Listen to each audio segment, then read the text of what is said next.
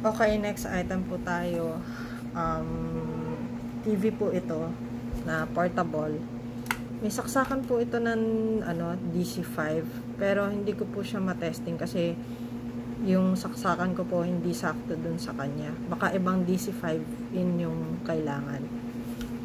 Testingin na lang po natin siya sa battery. May saksakan din po ito ng para sa earphones. Tapos bright at saka volume dito sa part na to, sorry. Ayan. Tapos off on switch. Ayan, dito. Tapos yung antenna niya mahaba naman siya. So hindi ko na siya makukunan ng picture basta mahaba po yung antenna niya. Working po siya sa 4 na AA na battery. Kahit na hindi ever ready yung battery, gagana pa rin to basta AA. Ayan. So, typical po na sakit ng mga ganitong TV. Ayan yung parang ano niya, yung parang guhit. Ayan. Diliman ko yung camera para mas makita niyo yung ano. Ayan, yung part na yan, yan yung sakit talaga ng mga ganitong TV. Tapos lilinawan nyo or the dark. Ayan, pag dark mas kita. Tapos yung lipatan ng channel eto. Tapos try natin na maghanap ng mga signal. Palakasan natin para marinig.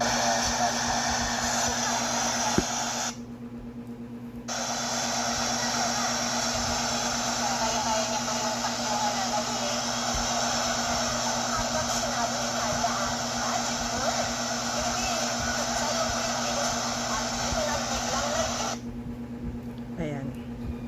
Depende talaga sa kung anong nakukuha ang channel.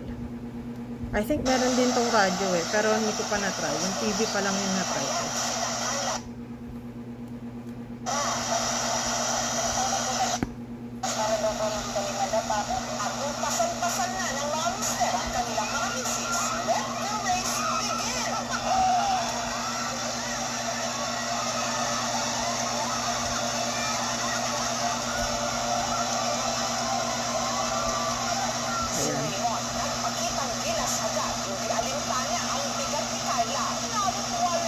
Medyo depende talaga sa signal kung may makukuha kang picture or channel. Either dark or ano mo na lang siya. Ayan. Depende sa makukuha mong signal. Pero so far yung Jessica Soho yung nakukuha, so malamang channel 7 siya. Sa karerang ito, si Carla ang tumatayong cheerleader.